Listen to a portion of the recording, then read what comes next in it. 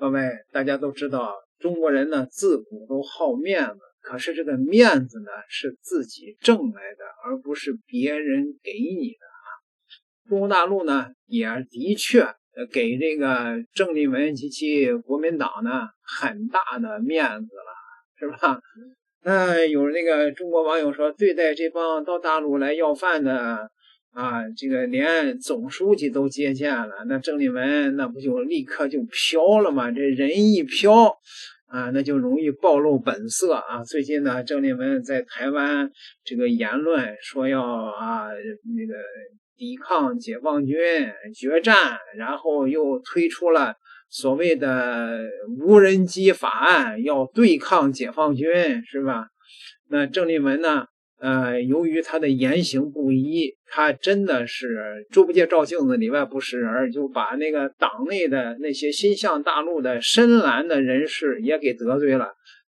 把这个就是那些绿营那当然了，那也给得罪了嘛，因为你郑丽文这不是跟那个赖清德抢饭吃吗？你也出来叫嚣要军购你这不是争宠吗？所以郑丽文是里外不是人郑丽文现在呢民调崩盘了处境艰难嘛。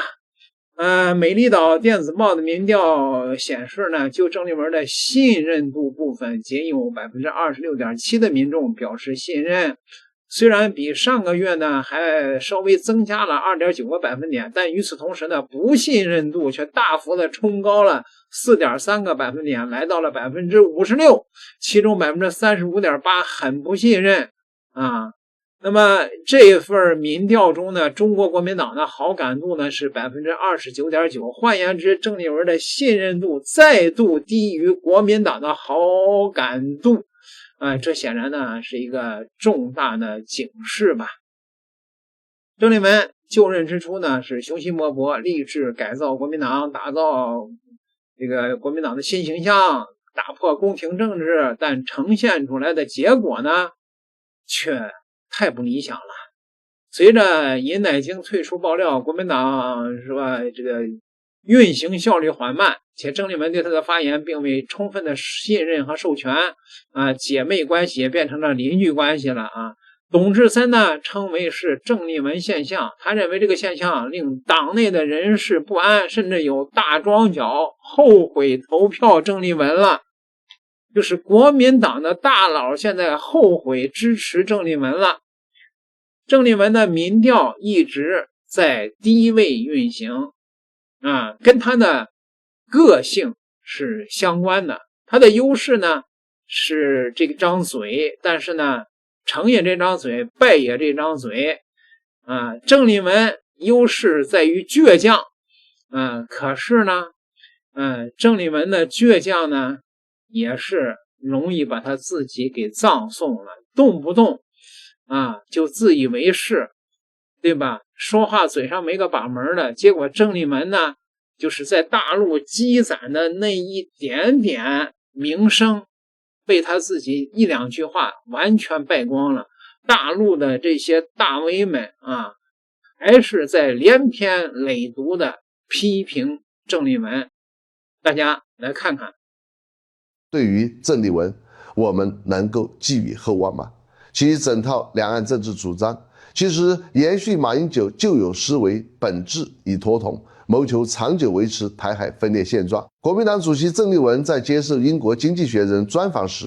公然歪曲一个中国事实，发表极具分裂倾向的危险言论。他妄称只要台湾没有宣布独立，若中国大陆以武力解决台海问题，台湾就会坚决还击。更值得警惕的是，他特意选择端午团圆佳节，于6月19日在国民党官网正式发布完整采访内容，刻意制造两岸对立氛围，割裂两岸民族情感。在赖清德当局大肆推进事实台独、台海风险持续攀升的当下，这番表态绝非和平论调，而是赤裸裸的以武拒统、拖延统一的政治宣言。一直以来，大陆同胞始终对坚守九二共识、主张两岸和平交流的郑丽文寄予厚望。大家曾期待他能够跳出岛内狭隘的政党私利，摒弃投机政客的摇摆思维，扛起国民党应有的历史责任，积极推动两岸融合发展，助力祖国统一大业。然而，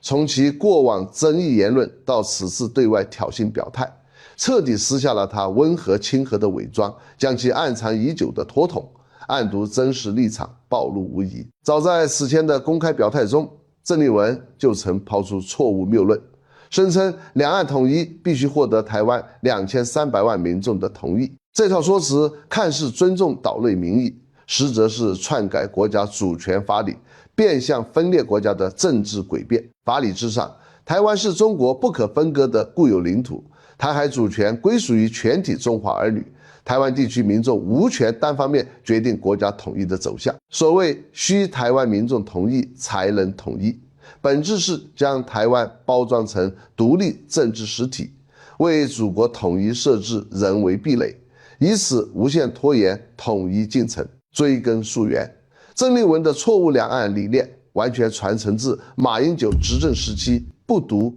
不统、不武的核心路线。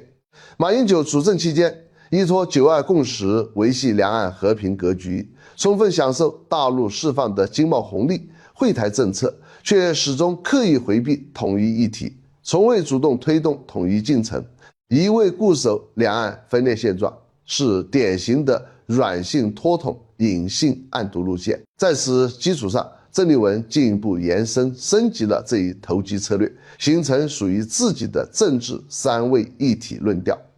其一，表面坚守九二共识，维系与大陆的沟通渠道，博取两岸舆论好感；其二，拿2300万民众意愿作为挡箭牌，拒绝推进统一，固化分裂现状；其三，暗中依附外部势力，借助域外力量壮胆，滋生以武拒统的嚣张底气。纵观其一系列操作，郑丽文妄图让台湾事实分离，分治的地位在中美博弈之间找到生存之道，嘴上空谈维护台海和平，实则不仅坚守长期不同的核心目的，更有利用大陆善意做强台湾实力，并以此作为谋求赢得竞选的动机。这种行径完美契合美国对华离岸制衡的战略布局，迎合了美日及西方势力阻挠中国统一、遏制中华民族伟大复兴的图谋。郑丽文一些看似中立温和的蓝营立场，实则是变相拖延统一、维持台湾事实独立的现状。事实早已经证明，面对台湾岛上强大的明独和暗独势力，合统早已经决然无望。我们几十年的惠台政策不过是助力台独分裂势力增强以武拒统的能力而已，唯有武统才有可能实现两岸统一。军事专家前退役的将领，你想想这些人对郑丽文的看法，足以代表了很大的一批中国网友对郑丽文的看法呀。郑丽文是彻底的把自己的名声给败光了，真的是内忧外患，他还能撑几天呢？各位，你们有什么看法呀？点个订阅，下期再聊。